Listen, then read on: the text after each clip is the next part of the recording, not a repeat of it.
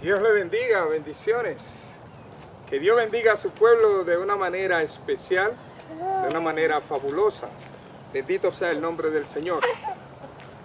Como cada martes, tenemos una vez más un tiempo para traer un estudio, una reflexión, algo que nos sirva a nosotros en el día a día, en el caminar, para afianzarnos en el camino que es Jesucristo, la verdad y la vida. Este domingo recién pasado, traímos una lectura bíblica en el libro de Lucas, en el capítulo 11, donde Jesús le hablaba a una generación mala, una generación perversa. Luego, en el día de ayer, en el tiempo de oración, con las personas que participan en nuestra iglesia, en Siloé, en la intercesión, en la hora de la oración, volví a sacar a colación este pasaje bíblico.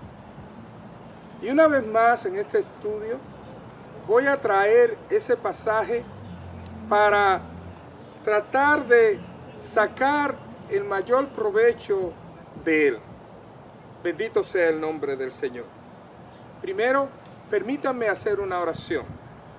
Padre y amantísimo Dios Todopoderoso, te bendecimos, te adoramos y pedimos, Señor, que en esta hora el Espíritu Santo ha de ministrar de manera especial en cada creyente y tomarán esta palabra, esta reflexión, este estudio, este mensaje para sacarle provecho y afianzarse en el camino de la salvación, que es Jesucristo, nuestro Señor y nuestro Redentor. Bendito sea el nombre del Señor. Pues como le decía, la palabra que vamos hoy a entrar en estudio se encuentra en el libro de Lucas, en el capítulo 11. Repito, la palabra se lee en el libro de Lucas, capítulo 11. A la altura del versículo 29 empezaremos a leer y vamos a estar leyendo hasta el versículo 32. La palabra se lee en el nombre del Padre, del Hijo y del Espíritu Santo. Y apiñándose las multitudes, comenzó a decir: esta generación es mala. Demanda señal, pero señal no les hará dada, sino la señal de Jonás. Porque así como Jonás fue señal a los ninivitas, también lo será el Hijo del Hombre a esta generación. La reina del sur se levantará en el juicio con los hombres de esta generación y los condenará, porque ella vino de los fines de la tierra para oír la sabiduría de Salomón. Y he aquí más que Salomón en este lugar. Los hombres de Nínive se levantarán en el juicio de esta congregación y la condenarán, porque a la predicación de Jonás se arrepintieron. Y he aquí más que Jonás en este lugar. La palabra nos refiere a dos generaciones. Nos habla de la generación de los ninivitas en el tiempo de Jonás. Y también nos habla de la generación o la persona de la reina del sur, la reina Saba. Y nos dice que tanto los ninivitas se levantarán en el día del juicio y condenarán a esta generación perversa, a la generación a la cual le correspondía a los tiempos de Jesucristo 100% hombre. Pero también dice que cuando ellos van a señalar a esa generación perversa, la van a condenar, y es porque ellos tuvieron la señal de Jonás. Pero Jesucristo le dice, más que Jonás es en este lugar. Haciendo referencia de que aquella generación, cuando nosotros vamos a hablar de una generación perversa, dañada, mala, hablamos en Nínive, lo que estaba ocurriendo en Nínive, aquel lugar. Pero por escuchar a Jonás, al profeta Jonás, con el mensaje hacia esa población, vino una decisión de un arrepentimiento colectivo dentro de todo el pueblo, vamos a llamarle la generación. Hubo un arrepentimiento tras escuchar a Jonás. Y decía el Señor que esta generación perversa tiene más que a Jonás, que es Jesucristo mismo.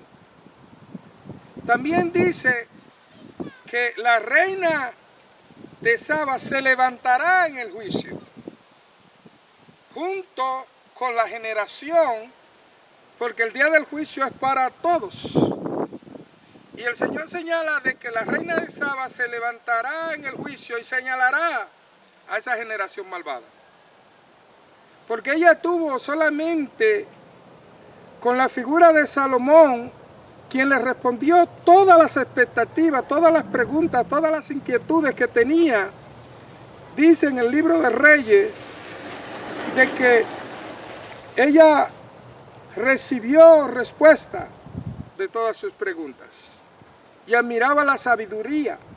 La palabra nos dice que como él nunca otra persona adquirió tal sabiduría que nosotros tenemos. Y esa generación que tuvo el tiempo de estar con Jesucristo, esa generación perversa, esa mala generación, tuvieron a Jesucristo mismo, Dios hecho carne, Emmanuel, Dios con nosotros, que tenía y poseía todo el conocimiento. Por eso dice la palabra, conoceréis la verdad y la verdad os hará libre. Esa también es una prueba de que no existe lo que se conoce como reencarnación.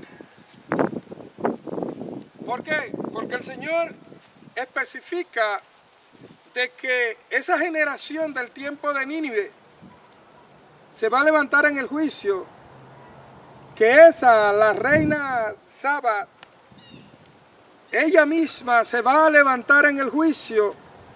Las almas de cada una de estas personas van a ser juzgadas, así como nosotros somos juzgados. Las almas no se repiten. ¿Y por qué digo las almas? Porque verdaderamente lo que vamos a dar cuenta con el Señor es nuestras almas. El cuerpo, la palabra nos dice que polvo eres y en polvo te convertirá. Que el polvo ha de volver a la tierra, pero el espíritu ha de volver a Dios quien lo dio. Pero el alma dará cuenta por cada uno de nosotros. Por lo tanto, decimos que no hay reencarnación, porque si el mismo Señor Jesucristo nos está diciendo que esa generación se va a levantar en el día del juicio, es porque el hombre ha de vivir una sola vida y morir una sola vez. Bendito sea el Señor. No lo mismo que pasa con el Espíritu, porque el Espíritu es el aliento de vida que el Señor nos da a nosotros. La misma palabra no hace referencia de, vamos a decir, espíritu repetitivo, porque dice la palabra que Juan el Bautista vino con el espíritu de Elías. Nos habla de que el espíritu. En 2 de Timoteo nos dice Pablo que hemos recibido un espíritu no de cobarde, sino de valentía. Bendito sea el nombre del Señor. También podríamos hacernos preguntas sobre esas generaciones que se van a levantar en el día del juicio. La generación de los ninivitas, la misma reina del sur. El mismo Jesucristo refiere un evento que en el mes pasado estuvimos hablando de él, y es sobre el rico y Lázaro. Y hablaba del seno de Abraham. Y nosotros nos diríamos, ¿y todas esas personas que han muerto estarán en el seno de Abraham? Bueno, hasta lo que era la época de Jesucristo, nosotros podemos decir que ese era el nombre con que recibían aquellos que habían de ser salvos a ese lugar, vamos a llamarle intermedio, antes del día del juicio. Porque el Señor nos refiere que cuando Lázaro muere, dice que es tomado por los ángeles y llevado al seno de Abraham. Pero cuando nos refiere a el rico, nos dice no que fue llevado por ángeles, sencillamente que él despierta en aquel lugar de tormento que era el Hades. Hay un Hades y hay un seno de Abraham hasta el momento que Jesucristo, 100% hombre, está con nosotros en la tierra. Y yo digo que se llamaba el seno de Abraham porque el mismo Señor lo señala así. Porque era la figura que tenían los hebreos como aquella persona hasta ese momento más notoria. Ellos le llamaban y le siguen llamando Padre Abraham. Pero en lo que refiere en el libro de Lucas, en el capítulo 11, él está confiriendo a ellos el conocimiento, dándole el conocimiento de que la persona que estaba frente a ellos era más que el profeta Jonás, era más que Salomón, y por lo tanto nosotros decimos también que era mucho más que Abraham. Y hasta ese momento se llamaba el seno de Abraham. ¿Y por qué yo digo que hasta ese momento se llamaba el seno de Abraham? Porque si nosotros vemos en Lucas también, se refiere cuando Jesucristo está en la cruz. Y aquella persona que también estaba en la cruz le dijo: acuérdate de mí cuando entres en el reino, cuando venga tu reino, cuando venga tu reino, acuérdate de mí. Y él le dijo que desde hoy estará conmigo en el paraíso. Yo entiendo que el paraíso no es el Edén como mucha gente lo percibe, ni tampoco digo que sean las moradas celestiales, porque Jesucristo dijo desde hoy estará conmigo en el paraíso. Y nosotros sabemos que la decisión de si vamos a estar en un lugar o otro lugar habría que esperar el juicio, y el día del juicio no ha llegado. Pero sí en aquel lugar donde las almas, no los cuerpos, donde las almas van a descansar hasta que llegue el día del juicio, a lo que se llamaba el seno de Abraham, el mismo Jesucristo, al expirar en la cruz, habló que estará conmigo en el paraíso. El mismo Pablo refiere, hablando sobre sí mismo, dice que conoce de una persona que hace un tiempo, 14 años, que fue y que no sabe si en el cuerpo, si en el alma, pero que tuvo una presencia en aquel lugar que él definió como el tercer cielo. Y luego en las mismas definiciones nos habla del paraíso. Y él nos dice que él llegó a las moradas celestiales, la cual es nuestra finalidad, sino que llegó a aquel lugar que también le llama la palabra paraíso. Entonces, esa generación, esa cantidad de personas que van muriendo día a día, van teniendo una predefinición de los lugares hacia donde van. Una al paraíso, seno de Abraham, como usted le quiera llamar. Y otra a un lugar de los tormentos, porque aunque no sea el infierno, básicamente como nosotros entendemos y conocemos lo que es el infierno, pero sí en la descripción que hace Jesucristo, dice que el rico estaba en un lugar de tormento y que se llamaba el Hades. Y si usted busca la definición en Wikipedia, la Real Academia de la Lengua, o como usted quiera llamarle, donde quiera que usted busque la definición del Hades, va a decir el lugar donde se entierran a los muertos. Y cuando decimos el lugar que se entierran a los muertos, le va dando una precalificación de que esa persona no va a tener vida eterna. Recordemos el pasaje donde Jesucristo le dice a uno de sus discípulos, deja que los muertos entierren a sus muertos. Y esa persona respiraban, vivían, tenían una vida. Pero el Señor, aún a los que están vivos, pero no han alcanzado la salvación, se entiende que están muertos. Bendito sea el nombre del Señor. Pero todas esas personas que al morir van a un lugar, llámese paraíso, llámese el seno de Abraham, llámese el Hades, van a tener que enfrentar una de estas dos opciones. Las moradas celestiales, cuando estemos con el Creador, cuando haya cielos nuevos y tierras nuevas, cuando se abra el día del juicio y que se van a abrir el libro donde están todas las acciones, todos los contenidos estarán ahí, dice, se abrirán los libros y también se va a abrir el libro de la vida.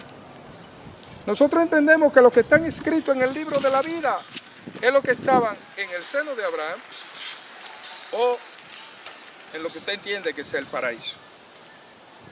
Pero lo que se van a encontrar en los otros libros, como dice en Apocalipsis 20, que se abrirán los libros, ahí va a estar la referencia de todos los hechos, de todas las maldades, de todas las acciones cometidas en este mundo, cuando le toque vivir, ya sea en la generación de los ninivitas, en la generación de Jesús o en la generación que también tenemos hoy, van a estar contenidos en esos libros.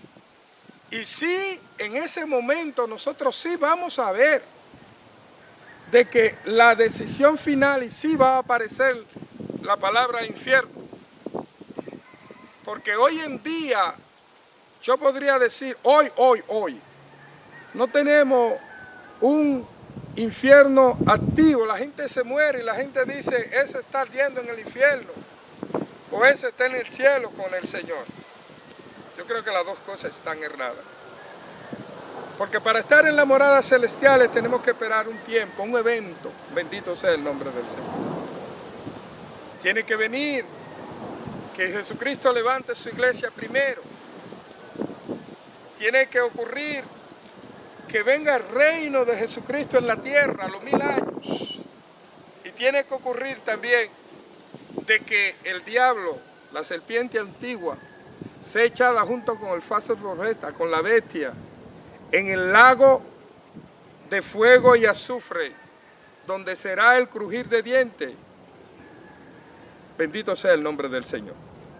En ese día pues se va a empezar a llenar eso que se conoce como infierno. ¿Con quiénes? Con las personas o con los seres que acabo de mencionar. Pero también, lamentablemente, con ese cúmulo de personas que se van a encontrar en los libros y que no van a estar en el libro de la vida. Bendito sea el nombre del Señor para siempre. Cuando Jesucristo, en este capítulo 11 de Lucas, habla de más que Jonás, más que Salomón.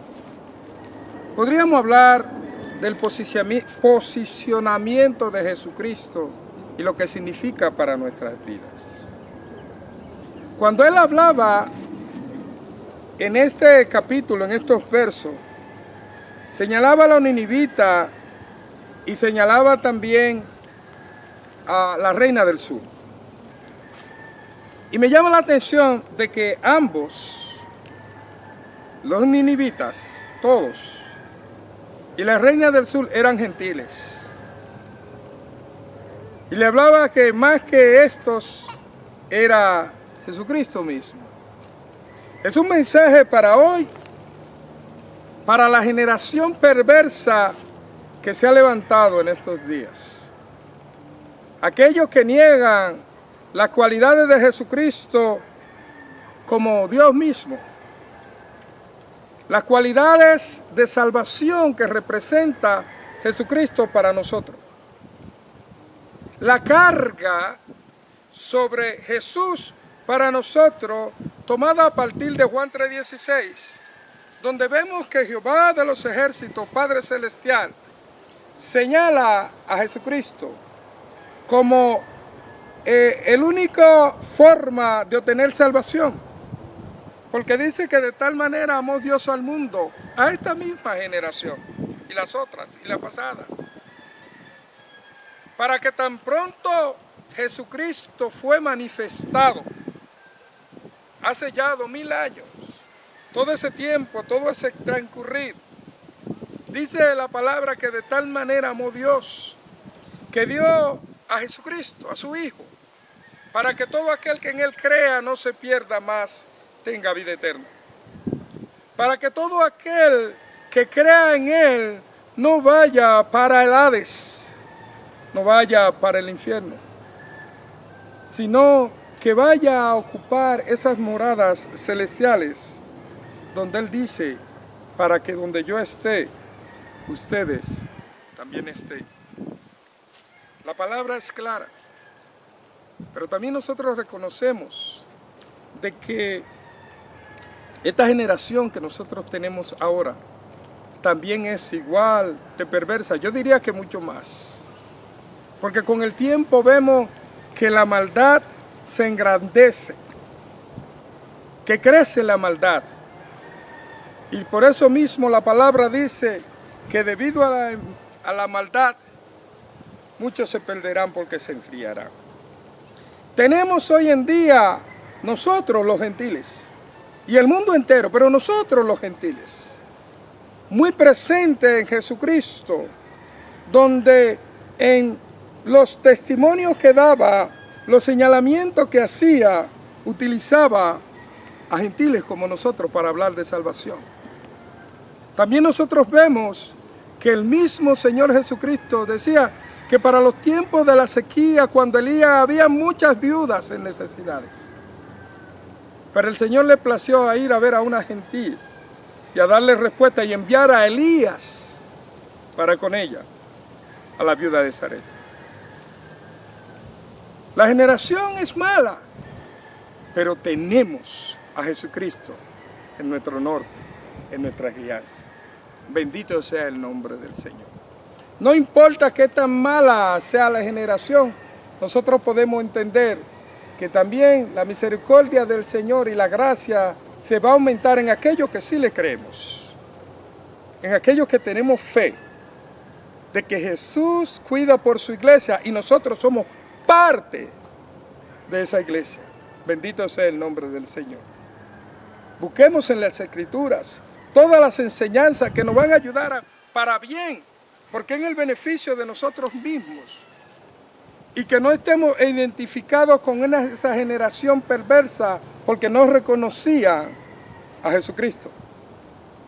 En las tradiciones reconocían al profeta, a Jonás, reconocían a Salomón, reconocían tantas cosas.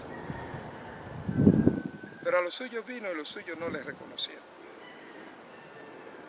Nosotros, que no somos el pueblo de Israel, pero sí somos el pueblo y la parte del cuerpo de la iglesia de Jesucristo, tenemos a bien decir, gracias Señor, que tú me has llamado con propósito.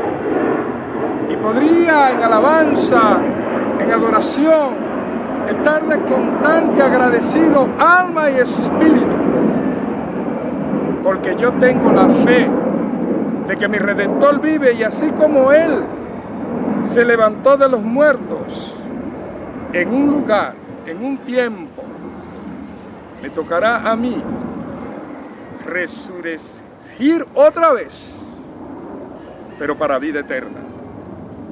Que me diga: ven, buen siervo. Dios te bendiga. Dios te guarde.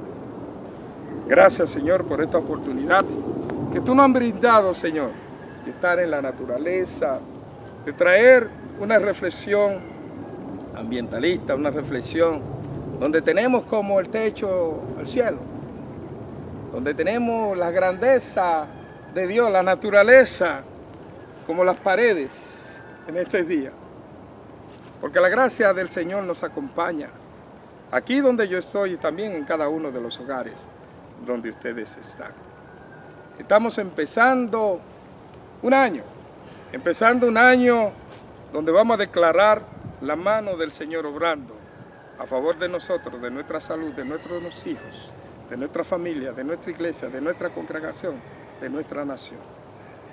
Dios te bendiga, Dios te guarde, que tenga un resto de semana bendecido.